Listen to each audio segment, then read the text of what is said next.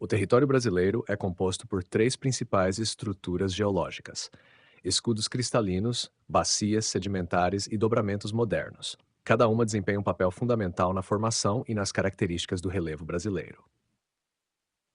Escudos cristalinos.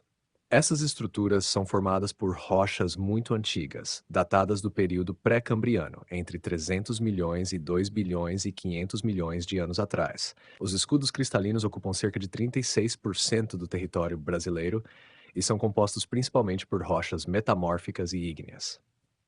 Localização: encontrados principalmente nas regiões Sudeste, Centro-Oeste, Norte e Nordeste. Influência no relevo: são associados a áreas de altitudes mais elevadas, como serras e chapadas. Além disso, abrigam importantes reservas minerais, como ferro, ouro e bauxita. Exemplos incluem o quadrilátero ferrífero, em Minas Gerais, e o maciço de Urucum, no Mato Grosso do Sul. 2. Bacias sedimentares. São áreas onde sedimentos foram depositados ao longo de milhões de anos, formando camadas de rochas sedimentares. Elas ocupam cerca de 64% do território brasileiro. Localização: encontradas em grande parte das regiões Norte, Centro-Oeste e partes do Sul e Nordeste. Influência no relevo: originam terrenos mais planos ou suavemente ondulados, como planícies e planaltos sedimentares. Também são ricas em recursos como petróleo, gás natural e carvão mineral, especialmente nas bacias do Paraná, Amazonas e Recôncavo Baiano. 3. Dobramentos modernos. O Brasil não possui dobramentos modernos, pois se localiza no centro da placa sul-americana, longe das áreas de contato tectônico. Isso explica a estabilidade geológica do país e a ausência de grandes cadeias montanhosas comuns em regiões de dobramentos modernos.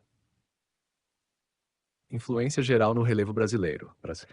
A combinação dessas estruturas resultou em um relevo antigo e bastante erodido, caracterizado pela predominância de planaltos e depressões.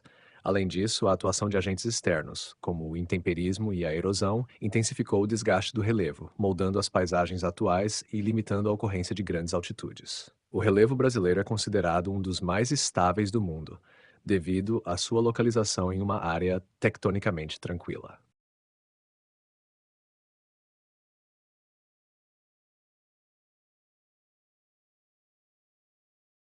Os planaltos brasileiros são classificados com base em sua origem geológica, estrutura e processo de formação.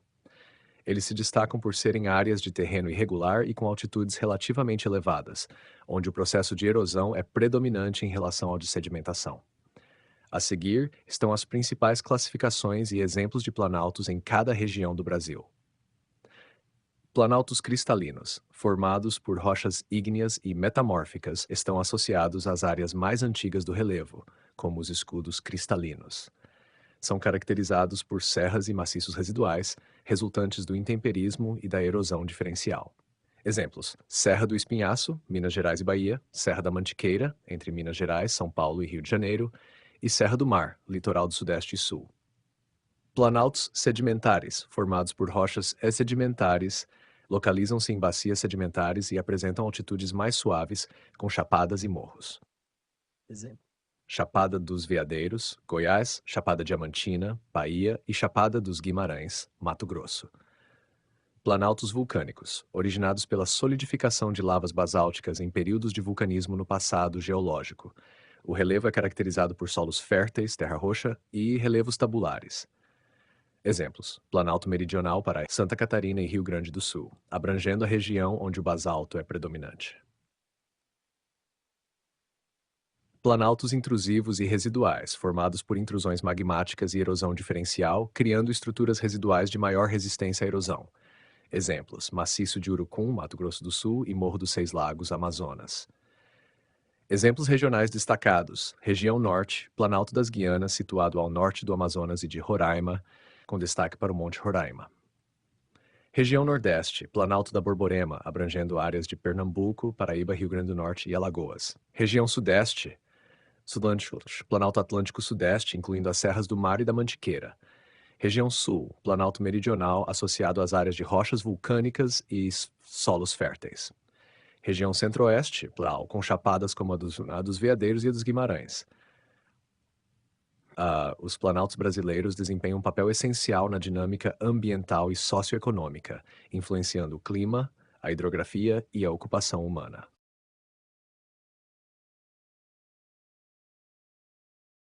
As depressões no relevo brasileiro são áreas rebaixadas em relação aos terrenos adjacentes, formadas predominantemente pela atuação de processos erosivos ao longo de milhões de anos. Elas estão localizadas entre planaltos, planícies ou outras formas de relevo mais elevadas e podem ser classificadas como absolutas ou relativas, dependendo de sua altitude em relação ao nível do mar. Depressões absolutas são áreas que se encontram abaixo do nível do mar. No Brasil, esse tipo de depressão é inexistente, já que o país não possui terrenos abaixo do nível do oceano devido à estabilidade tectônica e à predominância de terrenos antigos e erodidos. Exemplos de depressões absolutas são encontrados em outros países, como a região do Mar Morto no Oriente Médio. Depressões relativas são áreas rebaixadas em relação às formas de relevo vizinhas, mas que estão acima do nível do mar. Esse é o tipo predominante no Brasil. As depressões relativas surgem devido à erosão diferencial, que desgasta mais intensamente as rochas menos resistentes, formando superfícies rebaixadas. Exemplos de depressões no Brasil: depressão sertaneja, localizada no Centro-Nordestino, entre o Planalto da Borborema e áreas de bacias sedimentares. Depressão periférica paulista, situada entre a Serra do Mar e o Planalto Ocidental Paulista. Depressão amazônica, abrange áreas rebaixadas ao longo das margens da bacia amazônica. Depressão do São Francisco, localizada ao longo do curso médio do Rio São Francisco, marcada por terrenos erosivos entre chapadas e planaltos. Importância no contexto brasileiro. As depressões influenciam a dinâmica hidrográfica, climática e econômica. Muitas delas abrigam importantes rios e são áreas de transição entre climas e vegetações, como a Caatinga e o Cerrado. Além disso, desempenham um papel essencial na configuração do relevo geral do país, contribuindo para a diversidade das paisagens brasileiras.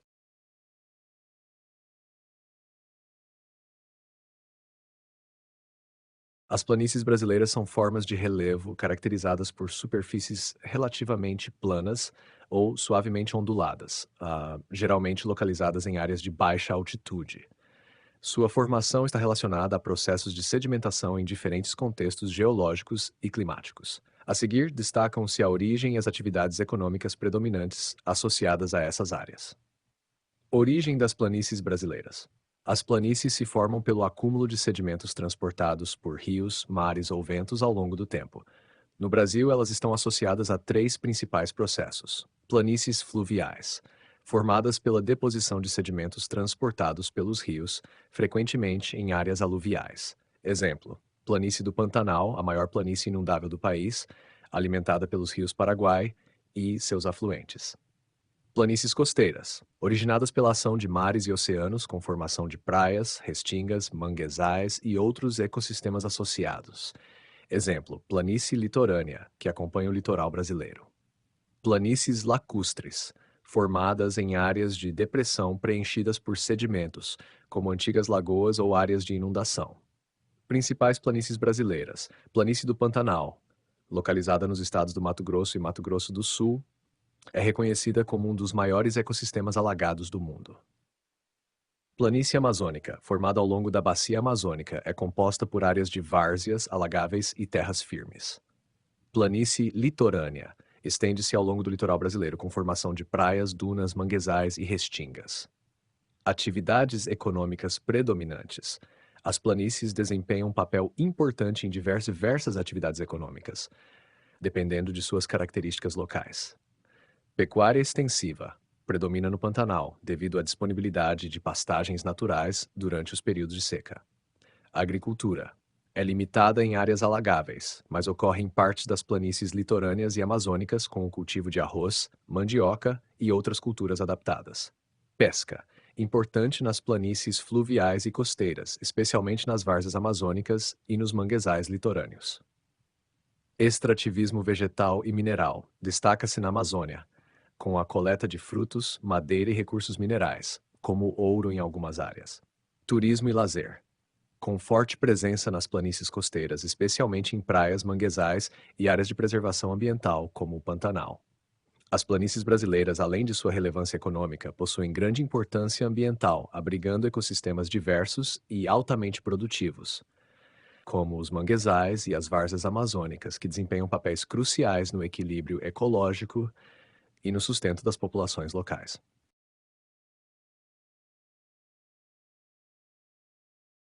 Os agentes internos, como o tectonismo, desempenharam um papel fundamental na formação do relevo brasileiro, especialmente durante e após a separação do supercontinente Gondwana, que ocorreu há cerca de 180 milhões de anos no período Jurássico da Era Mesozoica. Embora o Brasil esteja atualmente em uma área de baixa atividade tectônica, centro da placa sul-americana, os eventos tectônicos passados moldaram significativamente sua geologia e relevo. Impactos do tectonismo na formação do relevo brasileiro. Separação do Gondwana. A ruptura de Gondwana resultou na formação da placa sul-americana e no afastamento entre a América do Sul e a África. Esse processo criou uma série de fraturas e falhas na crosta terrestre, que influenciaram a formação de grandes bacias sedimentares e estruturas vulcânicas. Exemplo: o derrame basáltico da Bacia do Paraná, formado por extensos fluxos de lava basáltica associados a fissuras criadas pelo tectonismo. Essa área deu origem a solos muito férteis, como a terra roxa, predominante no sul do Brasil. Formação de bacias sedimentares. A tectônica extensional durante a separação do Gondwana levou à subsidência a fundamento de regiões, formando bacias sedimentares como as do Paraná, Amazonas e Parnaíba. Nessas áreas, acumularam-se sedimentos que posteriormente originaram planícies e planaltos sedimentares. Exemplo: o Planalto Central, associado a sedimentos depositados em antigas bacias tectônicas. Dobramentos antigos e estabilidade atual. Antes da separação do Gondwana, o Brasil foi palco de orogenias, dobramentos de montanhas durante o pré-cambriano e o paleozoico, que criaram cinturões orogênicos como o Planalto da Borborema e a Serra do Espinhaço. Esses dobramentos, muito antigos, foram intensamente erodidos, resultando em relevos desgastados e suaves. Formação do Atlântico Sul. O tectonismo responsável pela abertura do Atlântico Sul modelou o litoral brasileiro. O deslocamento da crosta criou falhas e escarpas, como as encontradas na Serra do Mar e na Serra da Mantiqueira, além de formar planícies costeiras e grandes deltas. Falhas e estruturas vulcânicas. O tectonismo criou falhas geológicas que contribuíram para o surgimento de relevos diferenciados e episódios de vulcanismo. O maciço de Urucum, no Mato Grosso do Sul, é uma estrutura residual associada a essas dinâmicas tectônicas. Legado do tectonismo no relevo atual. Embora o Brasil seja tectonicamente estável atualmente, o histórico de atividades internas definiu o caráter de seu relevo, um território dominado por planaltos e bacias sedimentares. A ausência de dobramentos modernos devido à localização afastada de zonas de colisão de placas. Um relevo antigo e amplamente desgastado, moldado por agentes externos, mas com traços marcantes da influência tectônica passada. A combinação desses processos resultou em um relevo único, com grande diversidade geológica e potencial para atividades econômicas, como a exploração de minerais, a agricultura e a pecuária.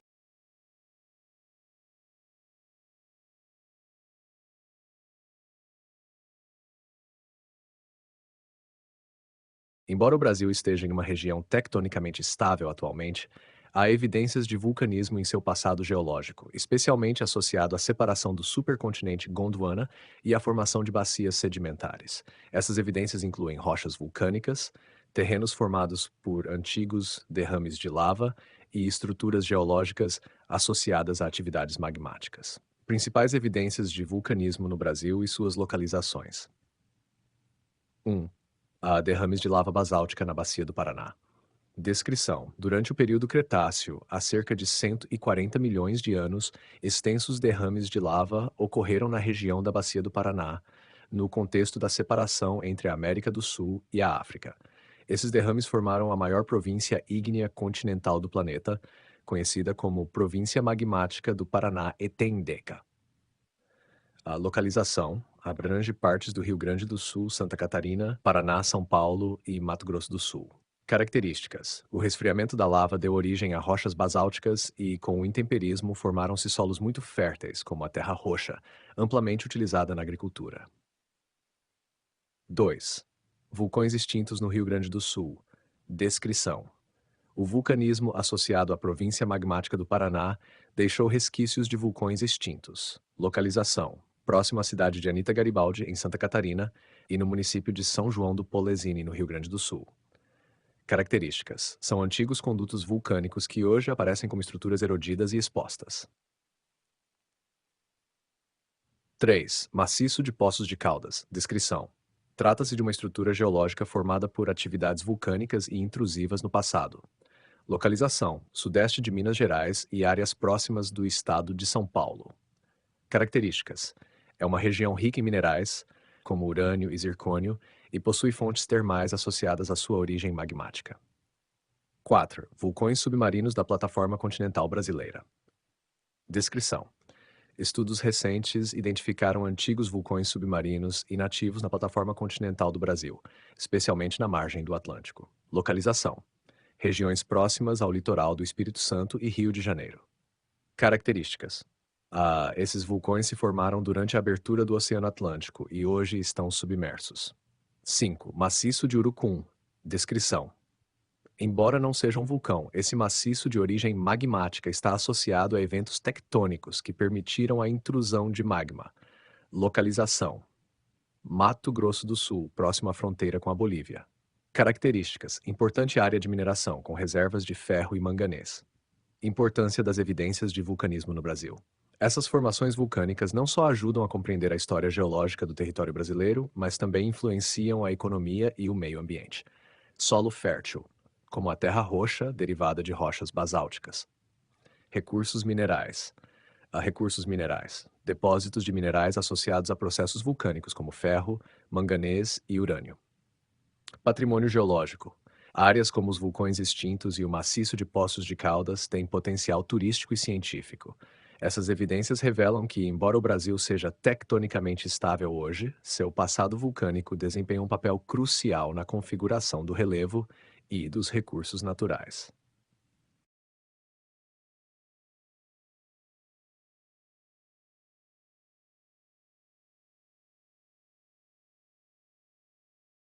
O intemperismo químico e físico são processos fundamentais para o modelado do relevo no Brasil, sendo influenciados diretamente pelo clima predominante, que é tropical em grande parte do território, com alta temperatura e umidade. Esses processos atuam de forma diferenciada em diferentes regiões do país, criando paisagens características e moldando os solos e a vegetação. Intemperismo químico. Esse processo ocorre principalmente em climas quentes e úmidos, onde a água atua como agente transformador dos minerais das rochas, alterando sua composição química. No Brasil, o intemperismo químico é o mais predominante devido à elevada umidade. Como contribui para o relevo? Formação de solos profundos. A decomposição das rochas gera solos espessos, como os latossolos, comuns em regiões tropicais. Criação de formas arredondadas. O intemperismo químico é responsável por modelar formas de relevo, como morros arredondados e blocos esferoidais, típicos de regiões como o Planalto Central e a Serra do Espinhaço. Dissolução de minerais. Em áreas de rochas carbonáticas, como calcários, o intemperismo químico cria relevos kársticos, com cavernas, dolinas e lapas, encontradas, por exemplo, na Chapada Diamantina e no Parque Nacional de Ubajara. Intemperismo físico. Esse processo é mais comum em climas áridos e semiáridos, onde a alternância de temperaturas extremas provoca desagregação mecânica das rochas sem alteração química. No Brasil, sua atuação é limitada, mas importante em regiões como o semiárido nordestino. Como contribui para o relevo desagregação de rochas? O intemperismo físico provoca a fragmentação de rochas, criando paisagens pedregosas como as típicas do sertão nordestino. Ação do vento e variações térmicas. No semiárido e em regiões costeiras, o vento contribui para o desgaste mecânico das rochas e formação de dunas e desertos rochosos. Interação entre intemperismo químico e físico. Embora o intemperismo químico seja predominante, os dois processos frequentemente atuam em conjunto, especialmente em áreas de transição climática ou onde fatores locais, como altitude, influenciam as condições ambientais. Exemplos regionais de atuação do intemperismo no Brasil. Amazônia, intemperismo químico intenso devido à alta umidade e temperatura, formando solos profundos, mas pobres em nutrientes. Caatinga, predomínio do intemperismo físico, com paisagens áridas, pedras expostas e fragmentadas. Planaltos e serras do Sudeste, forte intemperismo químico em áreas mais úmidas, formando relevos arredondados e solos ricos em minerais decompostos. Cerrado, solos profundamente intemperizados, mas relativamente ácidos e pobres em nutrientes devido ao intenso intemperismo químico. Clima como fator determinante. O clima tropical brasileiro, caracterizado por chuvas intensas e altas temperaturas, potencializa o intemperismo químico, enquanto áreas de clima semiárido, como o Nordeste, favorecem o intemperismo físico. A interação desses processos é essencial para a formação dos solos, a configuração do relevo e a distribuição das paisagens naturais no Brasil.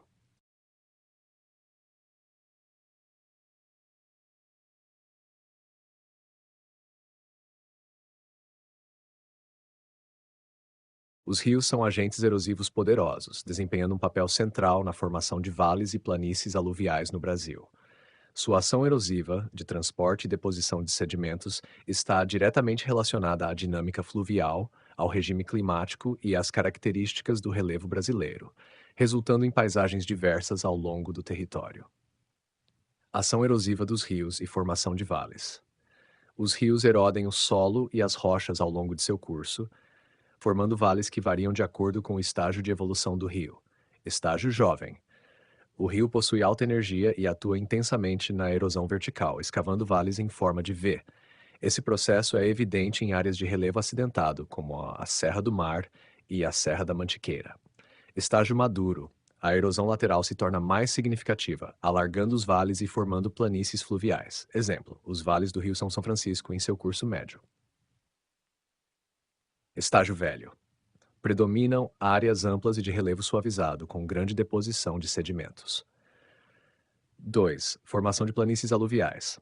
As planícies aluviais são áreas planas formadas pela deposição de sedimentos transportados pelos rios, geralmente em regiões de baixa energia fluvial. No Brasil, esses ambientes são comuns em rios de grande porte e regime sazonal. Mecanismo de formação. Durante enchentes, o rio extravasa seu leito e transporta sedimentos que são depositados ao longo das margens. Os materiais mais finos, como argila e silt, são transportados para áreas mais distantes, enquanto os sedimentos mais como areia ficam próximos ao leito. Exemplos no Brasil. Amazônia. A planície amazônica é um exemplo clássico, formada pelos rios da bacia amazônica, como o Solimões e o Amazonas, que criam várzeas extensas e de grande biodiversidade. Pantanal. É uma das maiores planícies aluviais do mundo, alimentada pelas águas do rio Paraguai e seus afluentes. Rios do Sudeste e Sul, planícies aluviais menores, como as formadas ao longo do rio Paraná e do rio Tietê, são utilizadas para agricultura e atividades humanas. 3. Interação entre erosão e deposição. Os rios atuam em um ciclo contínuo de erosão, transporte e deposição de sedimentos. Em trechos de maior energia, como corredeiras e cachoeiras, ocorre maior erosão. Em trechos de menor declividade, prevalece a deposição, favorecendo a formação de planícies. 4. Relevância econômica e ambiental das planícies aluviais. Atividades agrícolas. As planícies aluviais possuem solos férteis devido ao aporte constante de nutrientes, sendo áreas favoráveis para a agricultura, como o cultivo de arroz e mandioca. Recursos hídricos. A disponibilidade de água é essencial para o abastecimento humano e a irrigação. Biodiversidade. Áreas aluviais, como as várzeas amazônicas e o Pantanal, são ecossistemas únicos, com alta diversidade de espécies. Riscos ambientais. Essas áreas estão sujeitas a enchentes, que podem ser benéficas para a fertilização do solo, mas também representam riscos para populações humanas. Considerações finais. Os rios brasileiros, pela sua extensão e importância, modelam o relevo de maneira significativa. A combinação de processos erosivos e deposicionais cria paisagens dinâmicas, como vales profundos, planícies férteis e várzeas biodiversas, destacando o papel central dos rios na formação do território nacional.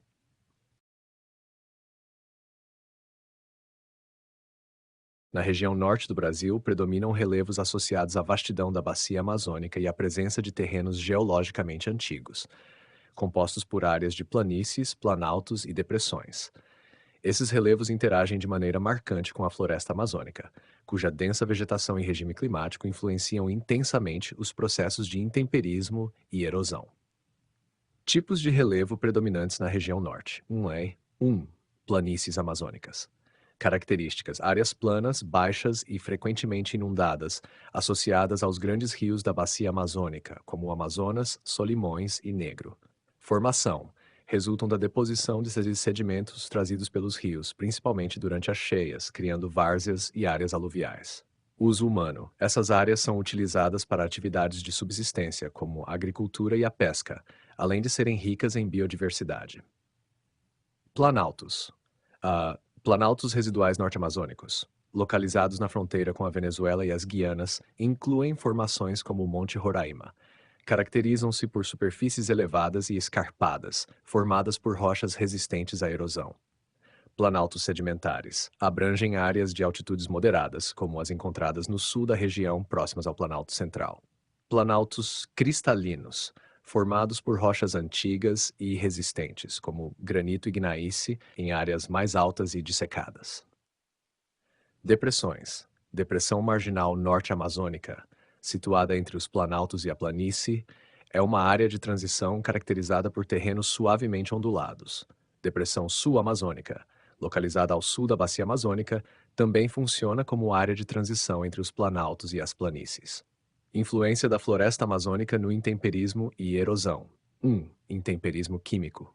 O clima quente e úmido da Amazônia intensifica o intemperismo químico, resultando na decomposição de minerais e formação de solos profundos, mas pobres em nutrientes, devido à intensa lixiviação.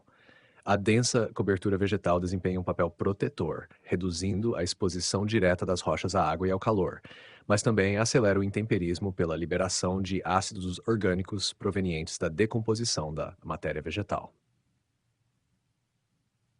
A floresta atua como um estabilizador natural do solo, reduzindo a erosão hídrica ao minimizar o impacto direto das chuvas no solo.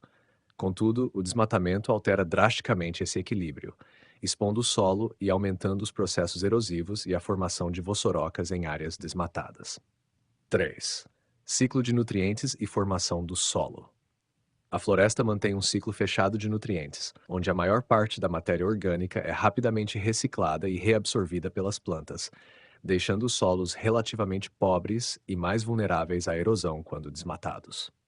Considerações gerais. A interação entre o relevo, os processos de intemperismo e a cobertura vegetal cria uma paisagem dinâmica e ecologicamente rica na região norte. A floresta amazônica desempenha um papel essencial como reguladora natural desses processos, protegendo os solos e modulando os impactos da erosão. No entanto, atividades humanas, como o desmatamento e a expansão agropecuária, ameaçam alterar esse equilíbrio, com consequências significativas para o relevo, o clima e a biodiversidade da região.